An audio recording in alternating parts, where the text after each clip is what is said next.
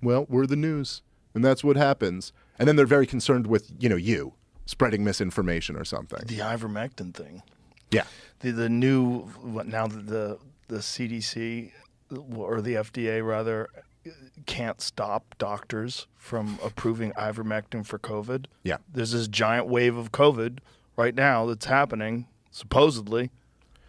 Well, according to Alex Jones, he has information. You see that? Yeah. He said he talked to like high-level NSA guys.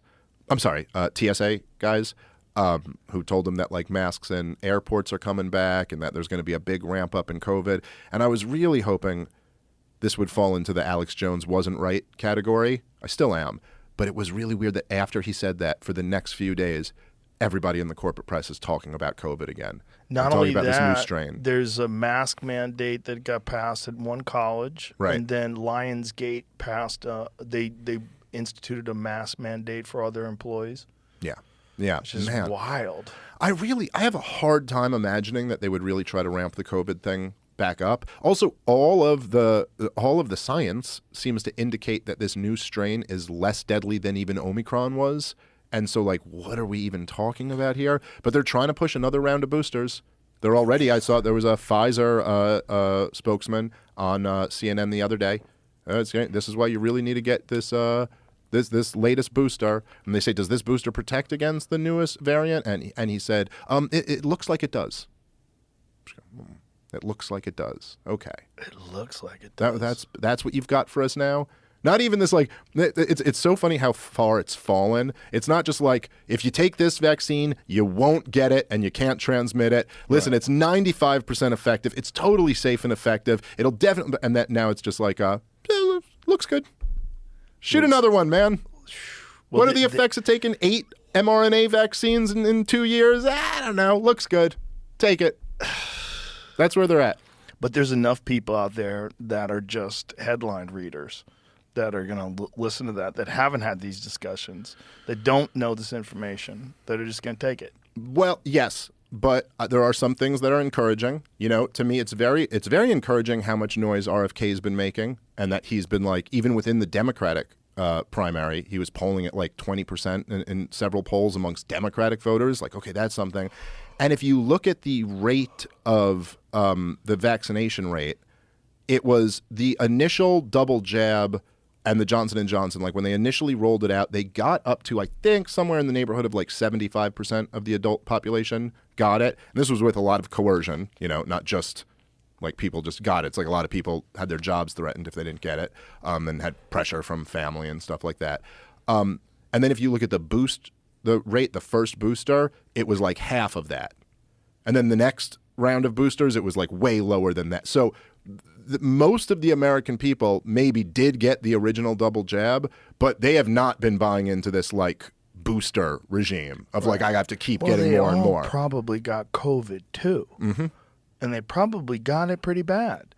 It was probably quite a few people at least that got it. I mean, that's the Cleveland Clinic statistics, which are really interesting. That's the study they did on the healthcare workers. It showed that the more jabs you got, the more likely you were to get COVID, which is so crazy. Yeah, which is really scary. And there was a lot of there was a lot of scientific arguments that were made even before that were like, there's a real concern that this is the case.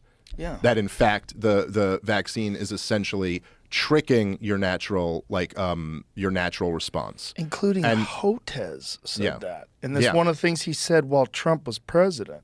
Yeah. Which is so fascinating that they can change their ideas about vaccines depending upon who's the president. Yeah. Before Trump was president, when Trump was president, they were all saying, are you going to take it? I'm not going to take it. Biden was saying it. Who knows? Who knows what's in there? Kamala Harris was saying it. All of them. Fauci was saying it could take years, and he literally said specifically this, that, actually sometimes the vaccine can have a reverse effect, so it would take years of us studying this before we knew whether this helped or it could actually make it worse. They were all saying it. And then as soon as the vaccine, as soon as Trump lost the election, and as soon as the vaccine rollout started, again, it's just like the thing in Ukraine, it's just like the thing with Al-Qaeda. Well, that's gone.